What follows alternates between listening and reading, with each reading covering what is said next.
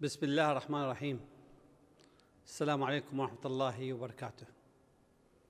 شعبنا العراقي العزيز الكريم، في الذكرى المئوية لتأسيس جيشنا العراقي الباسل سليل المروة والمواقف العالية، نقف اليوم باعتزاز وفخر لتحية جيش العراق العظيم قادة وضباط ومراتب، ونحيي بطولاتهم وتضحياتهم في الدفاع عن أرض العراق وحماية كرامته. كما نحيي بطولات جيشنا وتضحياته في الدفاع عن أرض العرب والمسلمين في فلسطين الحبيبة وجنين والجولان.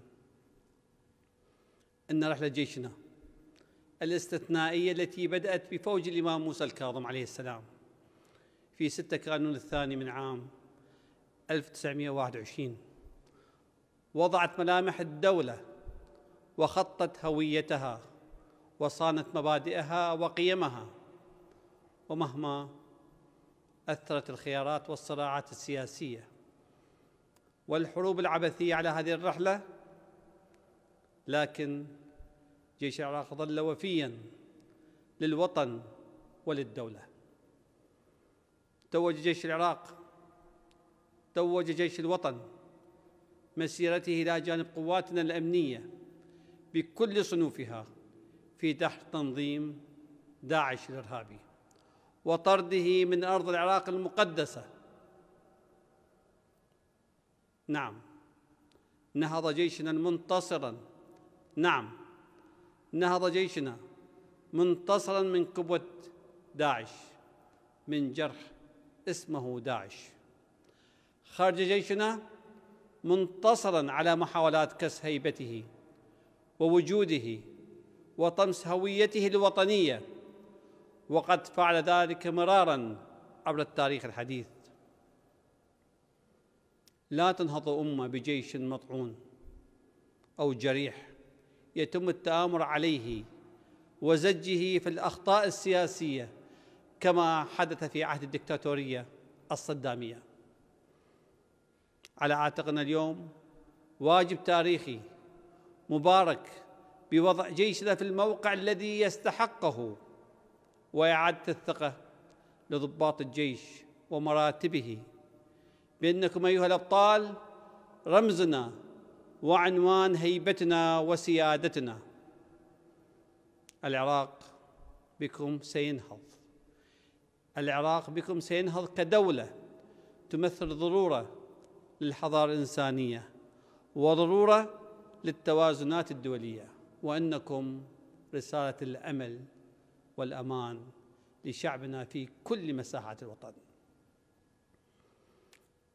أيها الأحبة، شعبنا العظيم، جيشنا البطل، لقد واجهنا منذ اليوم الأول لتشكيل هذه الحكومة تحديات كبيرة ومعقدة لم تمر في تاريخ العراق المعاصر، يتقدمها تحدي وباء كورونا والأزمة الاقتصادية التي نجمت عن انهيار أسعار النفط، وكذلك إلى تداعيات الأزمة الاجتماعية الحادة التي مثلتها تظاهرات تشرين.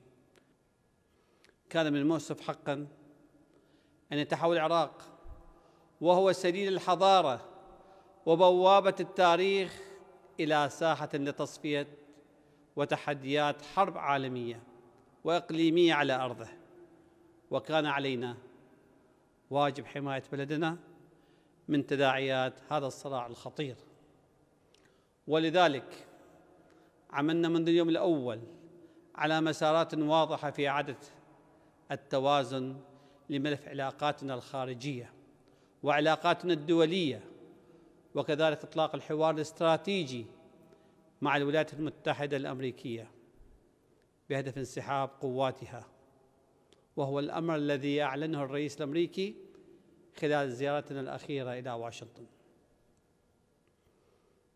وكثمرة لهذا الحوار الاستراتيجي المتواصل تم سحب دفعات من القوات الأمريكية ضمن توقيتات فنية خلال الأشهر الماضية، وسوف يكتمل هذا في الأيام المقبلة انسحاب أكثر من نصف تلك القوات من العراق، ولن يتبقى إلا مئات منهم فقط للتعاون في مجالات التدريب والتأهيل والتسليح والدعم الفني، ويجري جدولة إعادة انتشارهم خارج العراق بالكامل ضمن اتفاقيات أو اتفاق بين البلدين.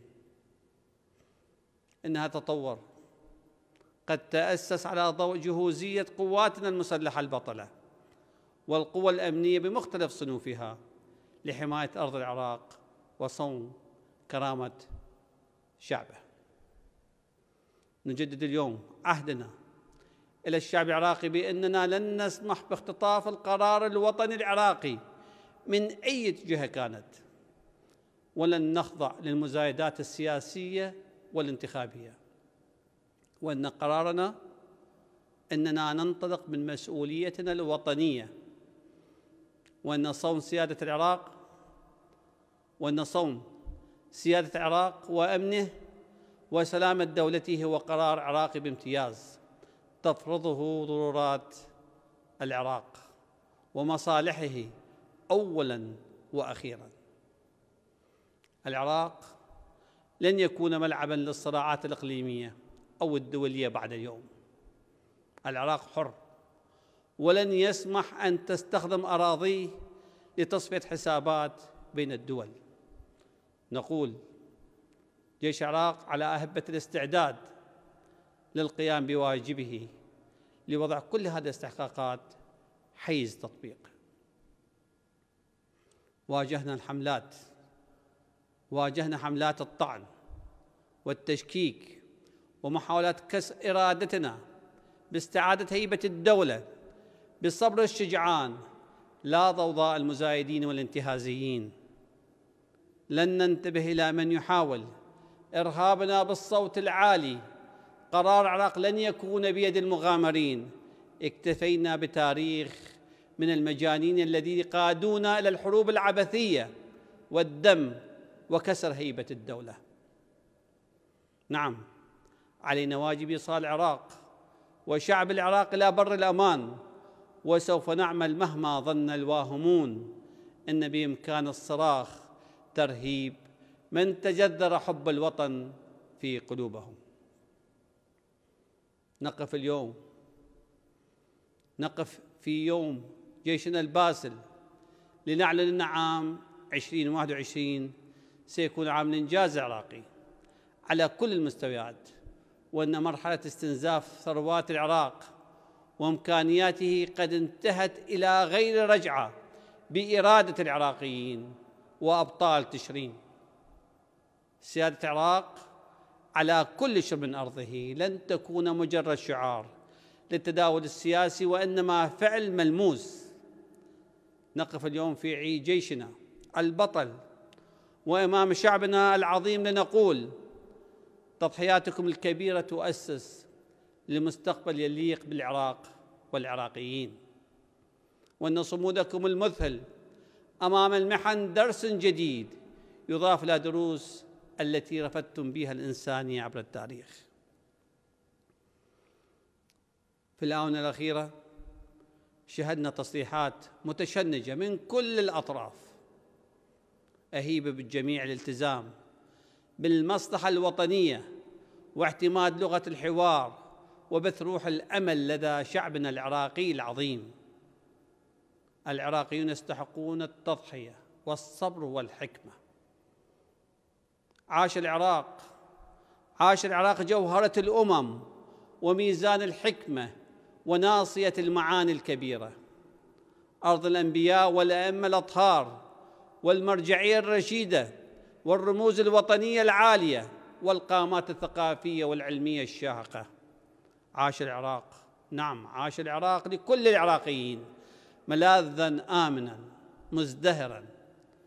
عاش جيش العراق، جيش الرجال والنساء الأوفياء لما عاهد الله والشعب عليه. عاش شعب العراق العظيم عزيزاً أبياً وتاجاً على الرأس. والسلام عليكم ورحمة الله وبركاته.